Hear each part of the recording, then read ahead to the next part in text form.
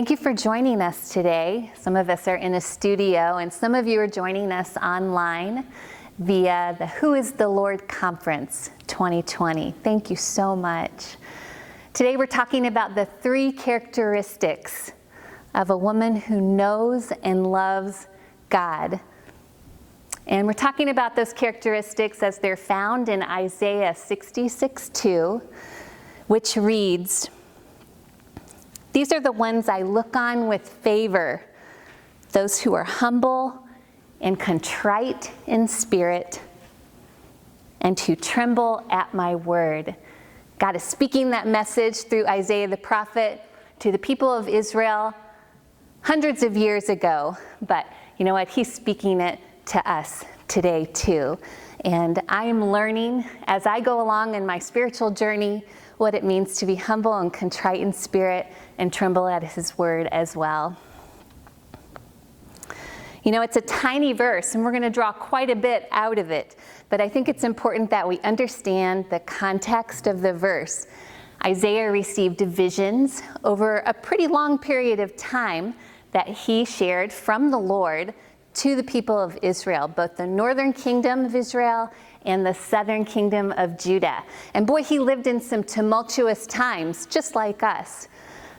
The kingdoms both went into exile. They were defeated. And he gives vision of the southern kingdom of Judah with the city of Jerusalem and the temple, both in a heap of ruins. But as we get to the end of the book of Isaiah, these last few chapters, we have the beautiful picture of restoration. Captives who have been freed and who've come home and now are restored to relationship with God. And so in this chapter, in this verse, God gives us some keys to his favor. And what does it look like to be a woman who draws his attention, who gets all of his attention? I want to be that woman. I know you want to be that woman. So let's talk about that today. I want to start out by telling you a story that sometimes we can be misled by an imitation. And I have been easily misled in my life. I've believed things that weren't true. And I want to share a story with you that these silk hydrangeas remind me about in my life. It was a very good lesson that I learned early on, a few years ago. So I brought them today to show them to you and as a reference. Now, I want to paint this picture that I had been given this beautiful potted hydrangea plant at our church a few years ago. It had been used to decorate the stage during the month of May. And then in June, I was asked, would you like to take a potted hydrangea home? And I thought hesitantly, yes, but notoriously, and in my defense, blue hydrangea plants are a little bit difficult to grow. They require acidic soil. And I'd never been able to really grow them before, so I was delighted. This plant already had blooms on it, and the variety is called Everbloom. So I thought I might be in luck with this particular plant. So I took it home, I sat it near my front door, and I remembered to water it for a couple of weeks. And then as the weeks went on in the summer, I became less and less committed to watering it. But surprisingly enough, that hydrangea continued to bloom. I was amazed. The most beautiful blue blooms were on that hydrangea. As summer grew into fall, I removed the hydrangea away from the front steps. I realized I wasn't going to put it into the ground, so it was probably going to die with frosts and freezing here in Indiana, where I live, in Northeast Indiana. So I sort of put it out of sight and wasn't watering it anymore. And then one day in November, I happened to see that plant. I was somewhere in my yard and happened to see it there, and it still had 2 beautiful blooms on it. I couldn't believe it. I had never been able to successfully grow one of these plants. So I ran inside, grabbed my scissors, and I was going to go outside and cut those blooms off, put them in a vase. I was so proud. I had grown these blooms. These hydrangeas had successfully bloomed at my house. We don't have houseplants in our house because I usually kill them. I don't remember to water them. I just forget. They do mean something to me, but I just forget. And so I went out with my scissors, ready to cut these blooms off of these hydrangeas. They were still surviving in November in Indiana. And as I reached down to the plant to pull the bloom up to cut, it came loose from the plant. I'm not kidding you. This is exactly what I pulled out of that hydrangea pot. A silk bloom. A beautiful bloom, but silk nonetheless. It was fake. Yep, the second one, just as fake. I'll tell you, I had a pretty good laugh over that. I took pictures of it, I sent it to my husband, sent it to my kids, sent it to my friends. I even wrote about it. I keep a Facebook page, a ministry page called The Rooted Life, where I talk about being rooted in Jesus and growing in His Word. I even wrote about it on The Rooted Life. It was hilarious, you guys. And it proved to me, once again, that I cannot grow these plants. So I keep it near my desk, in my office, to remind me that I was easily misled at this instance. But I can see that it's been somewhat of a pattern in my life, and the irony wasn't lost on me that 3 ironies had happened in this process. The first one was, this plant has no life in it. It's completely fake. It's beautiful. It looks real, but it has no life in it. The second irony, and by the way, I had bragged about how I had grown this, so there was much pride in me about these beautiful blooms, but there was no life. The second irony was, my ministry is called The Rooted Life, and I talk to people about growing roots down in Jesus so that they can thrive in their lives, especially to busy women. And you guessed it, these blooms have no roots. I had completely missed, 1, there was no life in them, 2, there were no roots. Okay, but the third irony was the saddest of all. Though I should have known better about the first 2, and I was easily fooled. The third was that I think I have been fooled about these things before. I'm not talking about hydrangea blooms, silk blooms, and real plants. I am talking about my life. And I realized that at times I have been distracted and drawn to things that glittered, shiny things, popular things, people who approved of me and deemed me successful in areas that the world would look at and say, that's success. That I've been misled about that. And I've bought into something that wasn't real, much like these hydrangeas. And so I always want to know, since that time, what's the real thing at stake? What's the genuine truth that I can build my life on and not be misled by my own thoughts, my own feelings, my own desires? So when I look at Isaiah 66:2, and Isaiah speaking for the Lord says that this is the person I look to, I want to be that person. I don't want to be misled. So let's unpack that a little bit, and let's see what a genuine life God desires for us to have. What does that look like? A life that He gives favor to, a life that He pays attention to. And we'll look at 3 characteristics: humility and contriteness of spirit, and trembling at His word. But I want to stop for just a moment and say that when He says, this is the one I look to, this is the one I look to with favor, those words have a special meaning that I've learned from a speaker, an author, a researcher named Brene Brown. I've watched a couple of TED Talks of Brene's. I've read a book called Daring Greatly that she's written about shame resilience. And she's interviewed thousands of people about shame and vulnerability. And she shares that when people share something vulnerably, it takes a lot of courage. And those who hear their vulnerabilities should always respond with empathy and respect And she teaches people to say these words when they hear vulnerability from someone. I see you. I see you. And so that's very much what God is saying in Isaiah 66:2 in this portion of that verse. He's saying, I see you, woman who's humble and contrite in spirit and who trembles at my word. I see you. And so when we share our vulnerability about our loneliness and our marriage or our single life, you know what God says? I see you. When we share our vulnerability about parenting, maybe our failure in parenting, or for me it was my mom guilt, he says, I see you. I see you. When I share my shame about my body image and my insecurities, he says, I see you. I see you.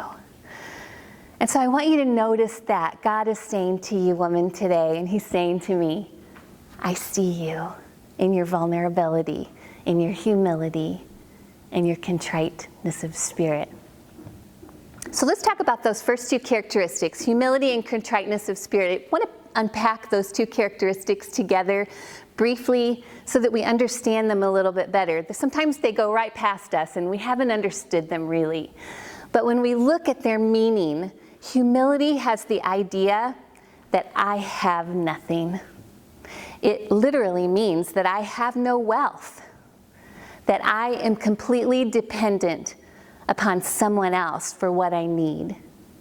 I don't have anything to bring myself. And so God says, come to me with humility of spirit. You don't have anything to bring, just come to me. Jesus displayed that humility. His life was marked by his meekness. In fact, John Dixon writes in Humilitas that in the first century, counter to the Greek and Roman culture of the day, which elevated honor, humility began to leak into the culture. It's affected our Western culture today, and it's centered on the person of Jesus Christ.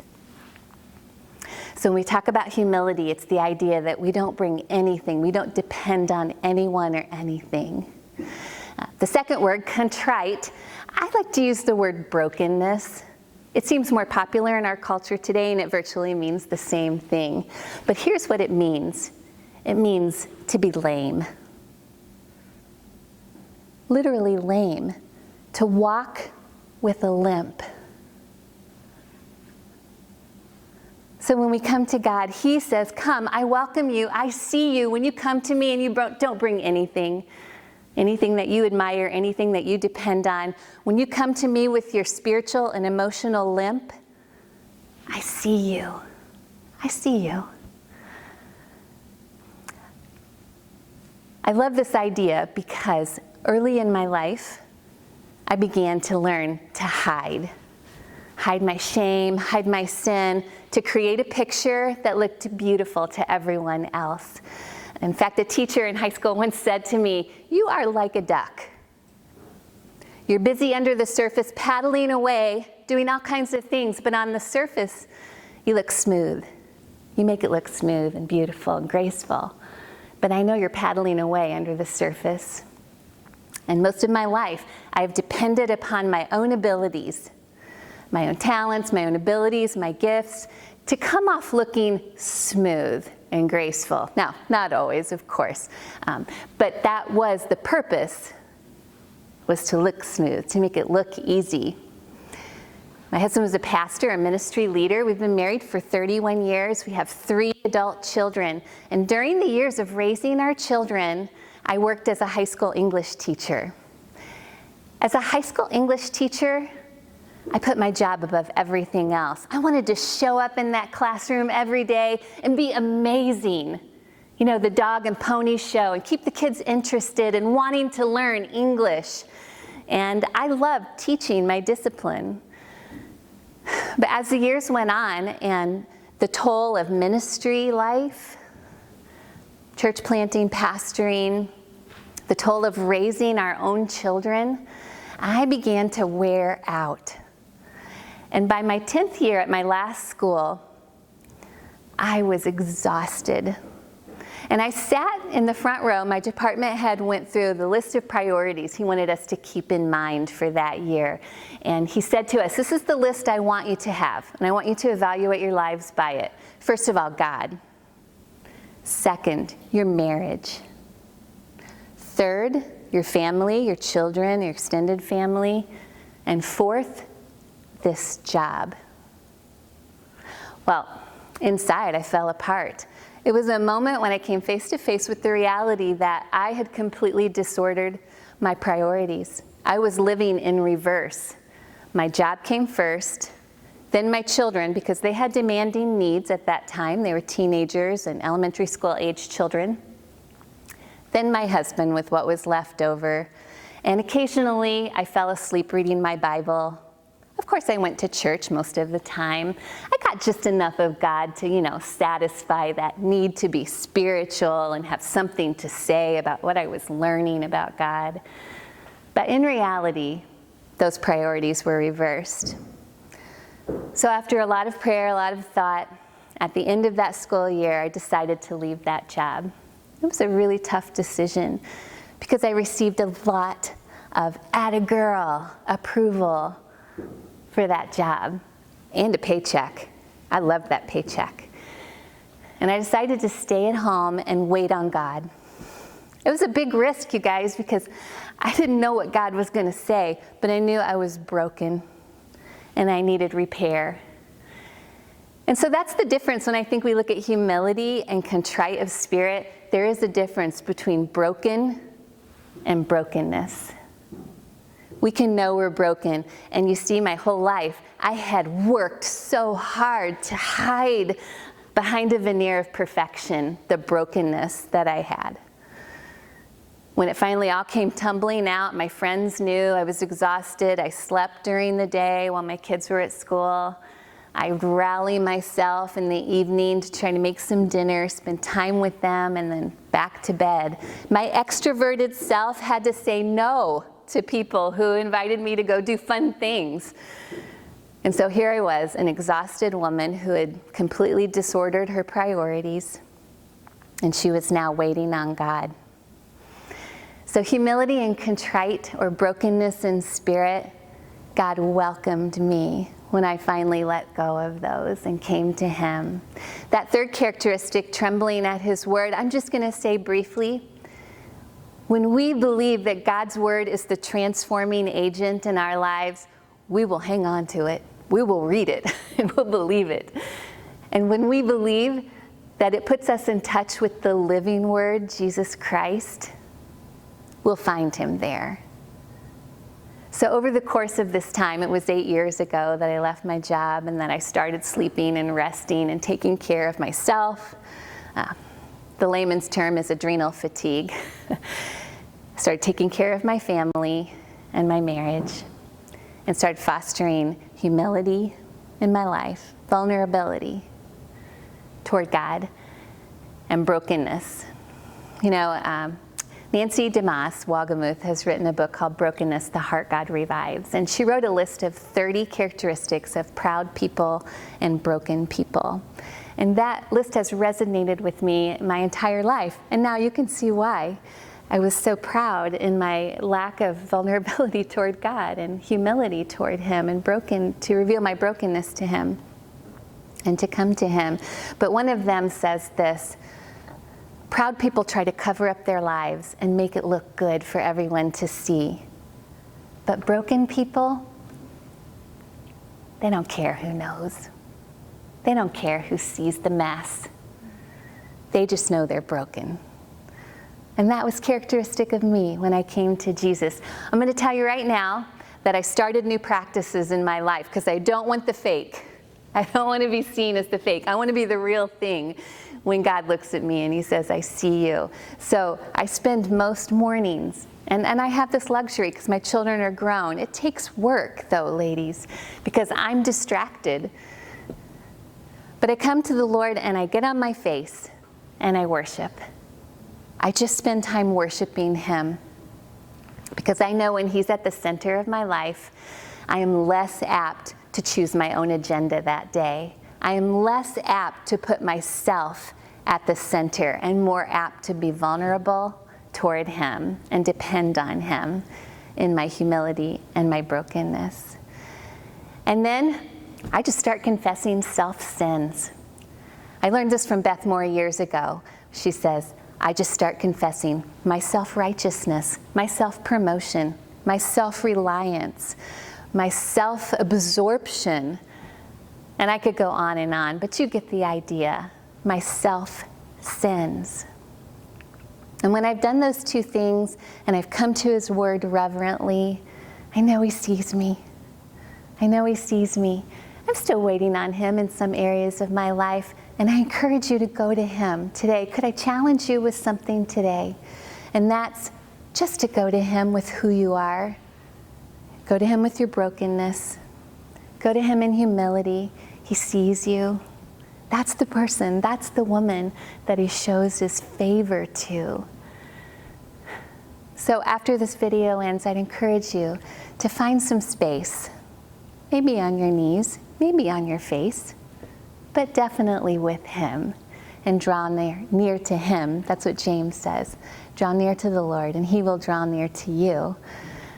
I often think of 1 Peter 5, which says, humble yourself under his mighty hand, and in due time, he will lift you up. I guarantee you he will. I promise you he will, because his word says it, and his word is true. You'll be the real thing. You won't be duped by something fake or false or misleading. Thanks for joining us.